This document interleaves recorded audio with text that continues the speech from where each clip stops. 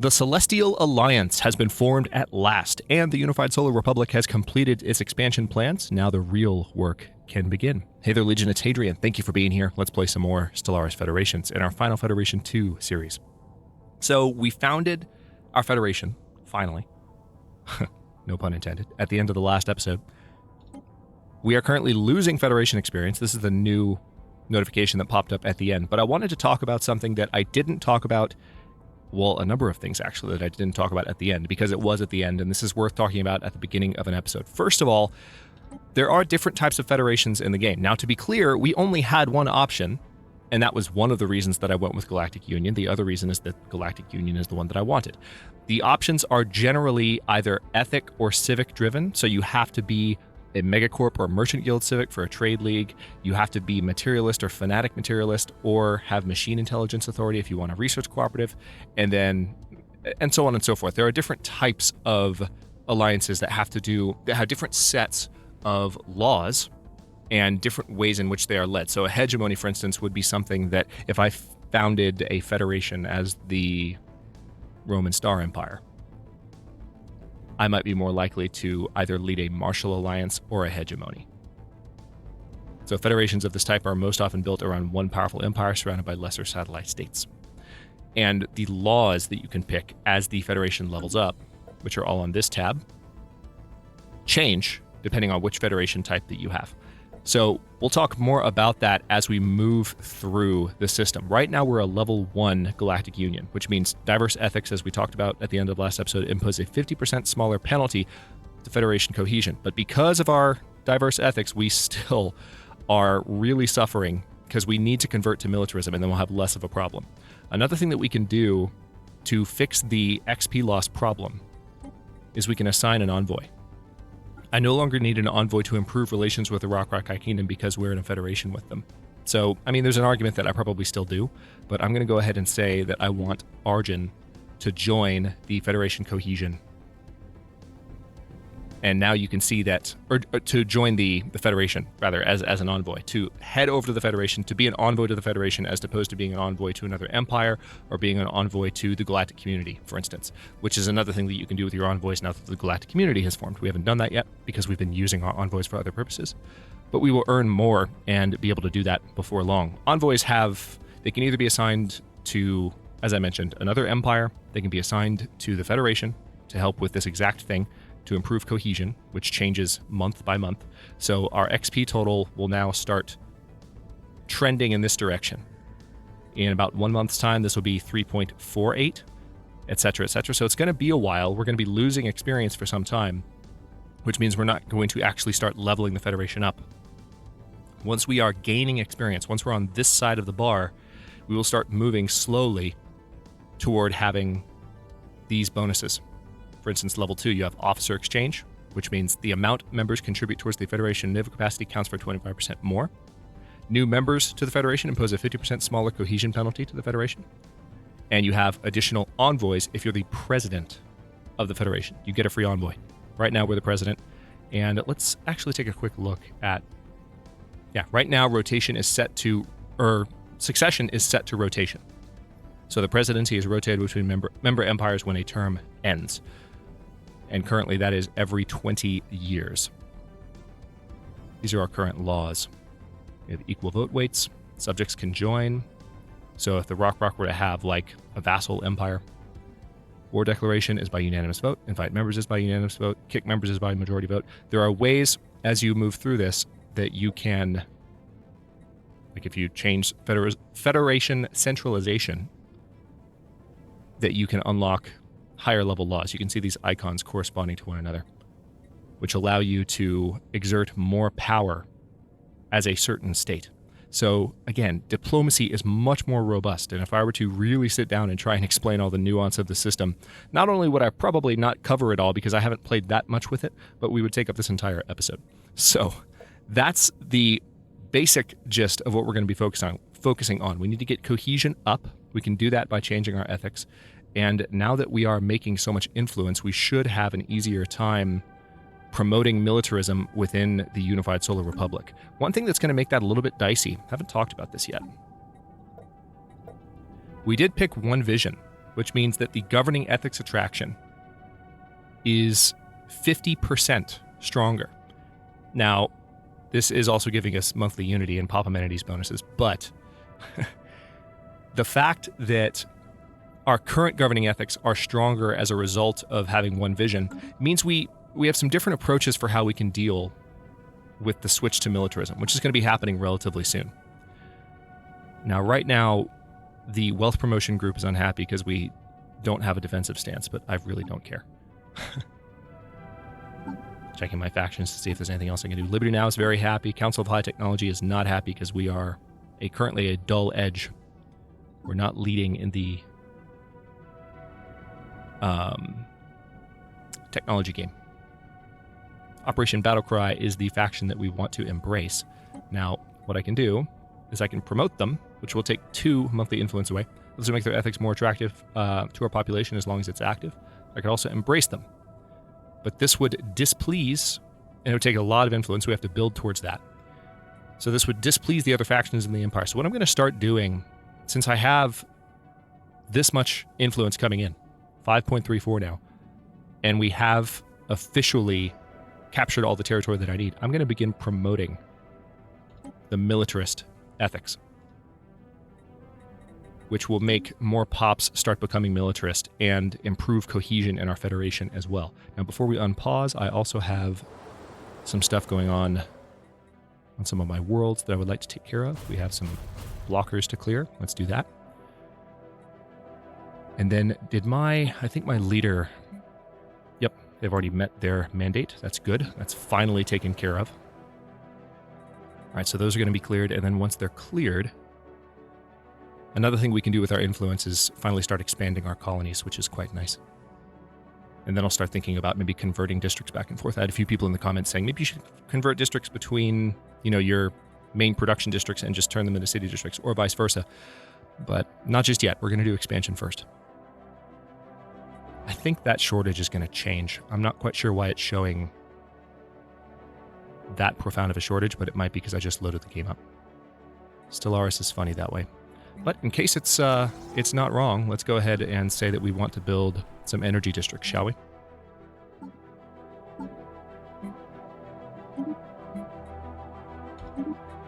Keeping solid liquidity going.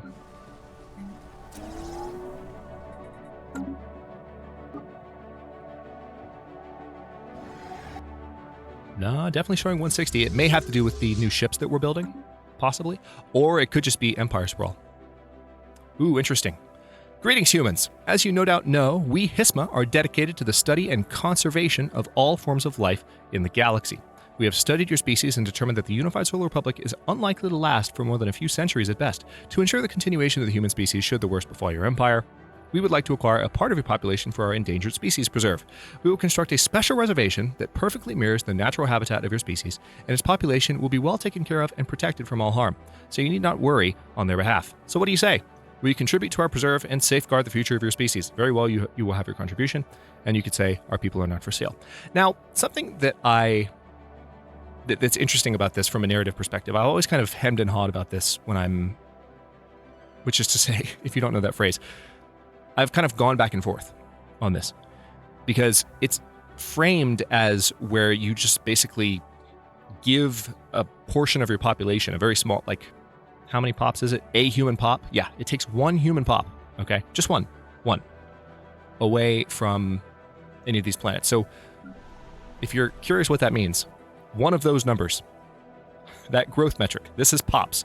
It's a little bit strange because a pop is also a single worker. So technically when you talk about a pop, you're thinking of it as a population unit. So it's not really one entity.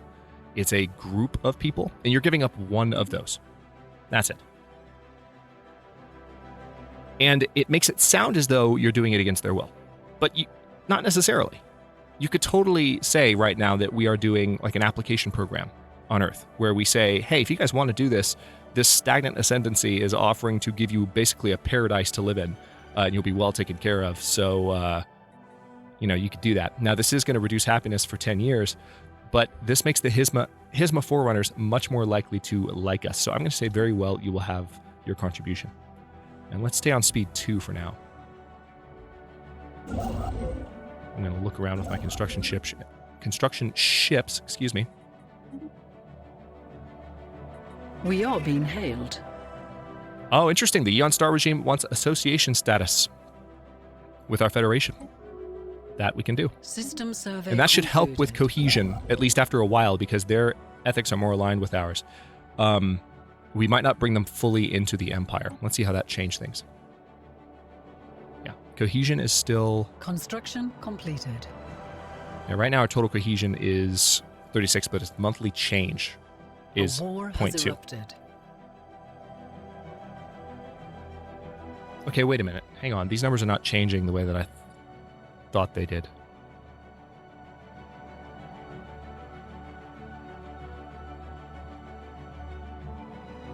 Give me a second.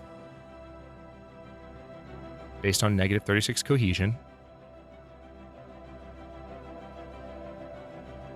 Okay, got it. It's not the XP amount that changes. Talked about that in the beginning of the episode. I swear to God, I've played a bunch of this, but it's just this. It was my first time trying to articulate like the explanation of the system, and there are different numbers here. And it might also be the first time that I've had a situation where I have these diverse ethics and this much of a cohesion problem at the start. So, first time I've really noticed this. So, this change, this 0.2 change per month, is to the total cohesion, not the XP. The XP will change in value. Notice that it's a 10th of this value. So it's slightly different. It's somewhat like what I was saying, but the numbers, there's 1 degree of separation between what I was saying in the beginning and what the truth actually is. So what we're looking at is a cohesion amount that's changing by 0.2 every month. It's going to take a while. It's going to take, 168 months to go all the way to just 0, unless we assign more envoys, which we totally can. We can get cohesion much higher to where that changes. But once this number is in the positive, we'll start gaining that much XP. Right now we're losing XP, so we're staying at 0 XP, but we'll start gaining that per month. And we'll have that on the screen in the meantime. All right, let's go ahead and clear some of these. Oh, did I just see... Hang on, did the Neborite leave make the Natsa Authority their rival? Ah, the Natsa Authority rivaled the frickin' Rock Kingdom. Are you kidding me? Alright. Well, I'm not sure why they did that, but that's going to make them harder to bring into the fold. And I might have to take that system from them eventually regardless. Somebody pointed out that that system could be posing a problem for my trade route. Now, you can see trade still passing through it normally because we have open borders with them, so hopefully it won't be too big of a thing. But that's going to be worth paying attention to. Now, speaking of trade, I need to go ahead and get some trade stations built in this territory. Let's see, we currently have Anchor here. We have Elysium here. We have Nova Alexandria here. I kind of feel like the best spot for a trade station would be there. So let's go ahead and give the order for that to build. And you have no orders, so we need to change that. All right, and we'll go back to Speed 2. So that used up some of our alloys. We're still building up our first and second fleet. Things going quite well. All right, we need to wait for... Well, we don't need to wait. We can buy them. Let's pause and consider... I think gene clinics are going to go down here on Anchor. Colony development speed improved by 50%. Cold fusion reactor is probably going to be my choice, but also wormhole travel. Wormhole travel, because there's that system right there. Ooh. Now we also have an energy problem, so energy credits from technicians, especially with that being such a cheap tech, it's going to be done in less than a year, and it'll probably solve that issue. At least the shortage is smaller than it was a moment ago. Construction completed. The main issue, I think, is with Empire sprawl, so we'll need to do what we can to improve that. So just look again at how this is doing. Yeah, you can see that cohesion is now negative 35, and it's showing... Research concluded. So it's changing, because it's a 10th, this number, just to be mathematically precise about this number, 0.2, because it's a tenth of that, we're moving the decimal point back. This number is changing. The XP number is changing by 0.02. Okay, per month. All right, so now we've unlocked gene modification. Ooh, psionic theory. Oh, that's really tempting right now. I think we probably should. Anything else more worthwhile than that? Not really. Not really. Yep. Let's go ahead and take care of that. Psionic theory it is. This series is just... This is panning out. I'm a little bit annoyed about the Nazi Authority right now, but hopefully we'll find a sensible way to deal with them. Let's also take a quick look at our faction situation and see. Now, right now, Militarist is set to be around 7%. We're going to have to work hard, I think, to convert that over time. I don't know if that number will change at all. Whoa, what just happened? Nikolai Ivanikov has died at the age of 91. Oh, rest in peace, Nikolai. Okay, let's go ahead and recruit a new scientist. Okay, I'm just going to go with the youngest. Aluanip Okeke. You are our new scientist. Welcome to the fold. What else can I do with my construction ships right now, if anything? Yeah, we don't have... I can definitely build that, but I can't build that until I can mine gases. So we're waiting on... All right, crystal mines are going to be available to us soon, so that's definitely something I'll be able to do. Let's go ahead and move you to a spot where you'll be able to do something about that. Same with you. Perfect. It's about time. We also need to go ahead and give an order for another trade station to be built around here. I think... Okay, good. Resolution's been passed. The readied shield has been passed. So just to remind you what that does for us. Diplomatic weight from fleet power, naval capacity plus 10, and ship upkeep. So the 5% ship upkeep boost is going to hurt our energy deficit a little bit, but that's okay. Yeah, I would think... Hang on, we have one building here, I believe. Let's take a look. No, in Everim. And Everim is going to have 3 trade stations, so these systems around here are going to be covered.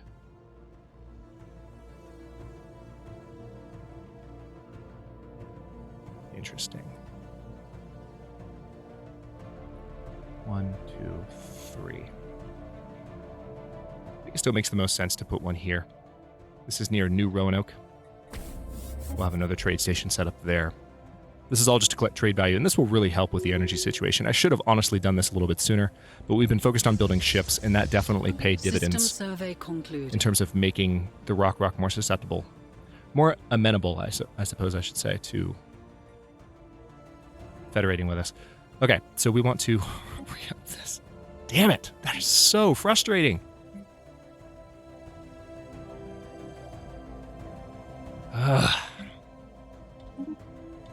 Trying to keep solid liquidity is just impossible. Knowledge is the key to the universe. All right, crystal mines available to us. All right, so this is what I've been talking about. This is one of our resource upgrades that we can do. Alloy megafergers, as they're called on the channel. Now, the metallurgists will turn minerals into alloys. They already do that, but the next level of these require, as you can see, volatile motes there, and you need 50 in order to build one. So we can start putting those on some of our worlds. The question is, should we perhaps go for another project first? Like cruiser build speed or build cost improvements or planet build speed? Let's go ahead and do megafergers. Foreign Empire claims our system. The lock-in mechanists have audaciously laid claim to the Devasa system. Big surprise. Admiral Andrei Reichenkoff has passed away. Oh, all right. Well, let's have Jag Adenmost, who has a leader experience gain bonus, take over for that fleet. I think that admiral also had something that was helping with the upkeep costs, so that will likewise affect our shortage. Encounter in Surma. We've encountered some form of aliens in the Surma system. These strange objects have been flagged as Phi aliens. Okay, Tianqi space wells. until we can learn more about them. Interesting. Let's go ahead and investigate them. That's just going to take 3 months.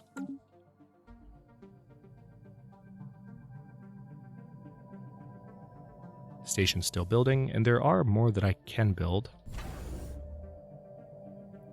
We have researched Starhold technology, so completed. We're going to need to do that as soon as we are done building our ships. Yeah, we have enough naval cap. It's just the Empire sprawl that's a little bit problematic right now. Ali Tirani has gained the propulsion expertise. Nice. Not particularly useful at the moment, but the special project has concluded. Tianki. The spaceborne life forms, which the human head of society research has come to refer to as Tianki, are docile creatures capable of accessing some lower dimension of subspace. They roam from system to system with remarkable ease. They graze on gases common to the upper layers of many gas giants. It is highly unlikely, to say the least, that this is their only food source, but intake of other nutrients has yet to be observed. They will rarely, if ever, attack when provoked. They can safely be ignored. So this gives us a research option called frequency tuning and a 10% boost to that option. Now, Avalon is looking like it needs some love. We may soon be able to go ahead and do Mastery of Nature on one of our worlds, and Avalon might be the one that gets it. All right, energy credits from technicians. So in 20 days, we should see if that research helped us out. Ooh, research station output plus 10%. That probably needs to happen right now. Skip that earlier because we didn't have that many research stations, but now we do. Let's go ahead and give the order to build these mining stations, because it's definitely time.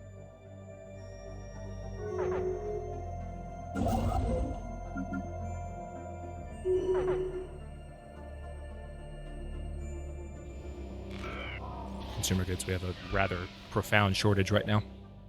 How'd that happen? Has it been that bad, and I just haven't been watching it that closely? All right, we'll have to keep an eye on that. For several months now, we have received scattered reports of small numbers of alien mercenaries and privateers operating on the frontiers of our space. They call themselves the Rox Thalak, and are apparently exiles from a nomadic warrior culture inhabiting overcrowded space stations in and around the Polygar system. They're all the way the heck over there. I don't care. Okay, so these are the Rox Thalak freeholders. Outsiders, we are the Rox Thalak. Unlike the civilized, quote-unquote, star nations of the galaxy, we have no single master to lord over us, but I have been chosen to convey this message to you on behalf of all the houses. Do not try to impose your soft and effete ways upon us. You may freely send your alien ships into Rox Thalak territory, but do not expect them to return. Our warriors will welcome the diversion, however. Transmit on this frequency only if you wish to offer tribute, or if you have need of mercenaries, as well as the means to pay for them, and transmission.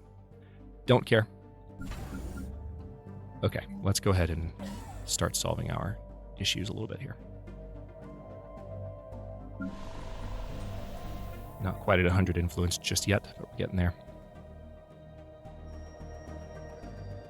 Yeah, consumer goods have become a little bit more problematic recently. Okay, let's see. Ship fire rate increased by 10% or fleet command limit increased by 20. Let's go ahead and increase command limit. What's the current resolution? Senate is in a recess. Pan-galactic recycling initiatives. Diplomatic weight from economy is reduced. Pop consumer goods upkeep is reduced, and clear blocker time is increased. How do people feel about that? Are they not announcing their votes yet? I guess they're not. I guess they're not.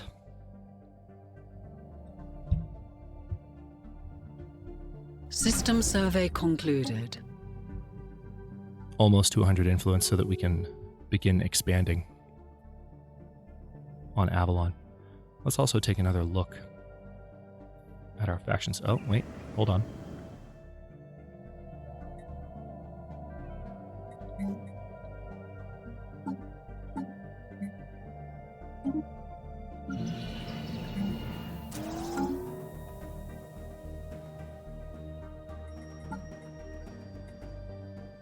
Still only showing 7%. Hopefully this faction, Operation Battlecry, will grow.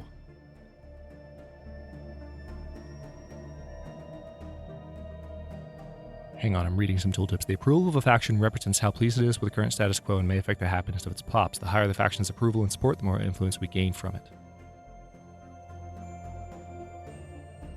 Support represents the total political strength of this faction. Support is increased by the amount of pops in the faction. Pops with full citizenship contribute far more support. Far more support than those without. If I make the faction happier, there's not really a way to do it. I mean, I could change my diplomatic stance. It's currently cooperative. We could set it to belligerent or expansionist. But I'd rather set it to cooperative for now because we have people that we're trying not to piss off. So that's what I'm going to do. Almost 200 influence. Construction completed. There it is. All right, decisions. Let's see. Looks like we need a little bit of love. We're doing great on food, at least. Yeah, Avalon is needed to expand for a while. Mastery of Nature. Done. So that's going to take about a year. Lock and Mechanists have laid claim to the Pollux system. Really? Oh, Pollux is here. For some reason, I thought Pollux was much closer. All right, so the Lock and Mechanists are gearing up for a fight. Construction completed. That's what things are looking like.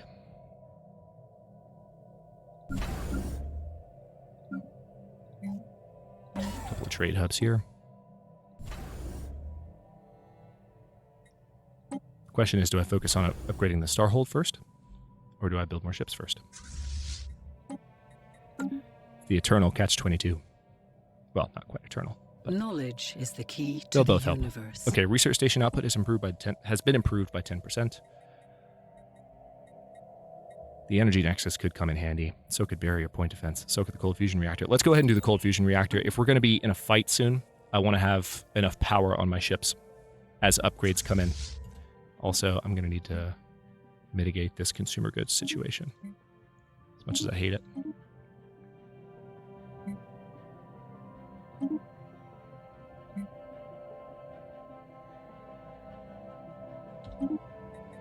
Okay, that gives us a little bit more time. System survey concluded. We do have that unspent trait point as well. I may as well do that.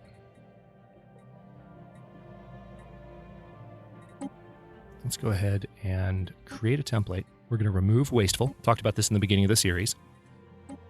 This will help us use fewer consumer goods, which will actually help with that, believe it or not. Let's apply the template. Situation Everyone. log has been updated. That project is going to take 29 months. But we're going to modify every single human pop to remove that particular... You have to go back to the beginning of the series if you want to do a detailed review of what our current... Well, I can talk about it now, briefly. Right now, we did get the social pheromones bonus, which reduces our housing usage. But we're wasteful. So pop consumer goods upkeep. This is a basic human trait in Stellaris. So we're removing that. It's going to take time to do it. But thankfully not too much time. 1 month away from Mega Furgers. That's good news too. I'm going to give the order for the off-world trading company. Our energy deficit is gone. Good news. And there we go. Pause.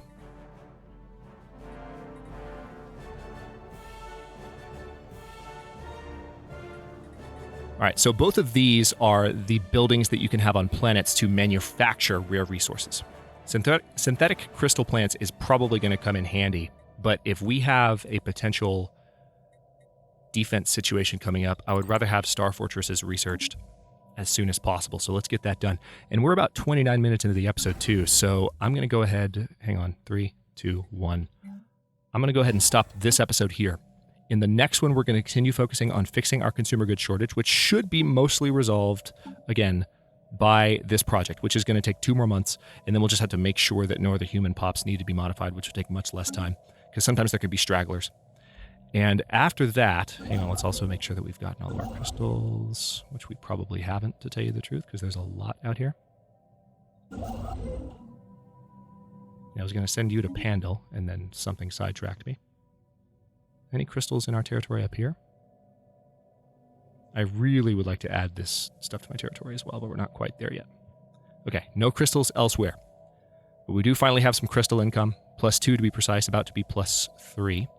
So not a lot, but we have more rare resources in this area as well, and we will be able to start synthesizing crystals for sure. But for now, I'll stop this one here. Again, in the next one, we're going to focus on taking care of the consumer goods shortage and continuing to turn our focus inward now that we have reached our territorial maximum. Thanks for watching. If you enjoyed this one, don't forget to like the video and subscribe to follow along. New episodes are coming out every day at 4 p.m. U.S. Eastern Time. Comments are always welcome.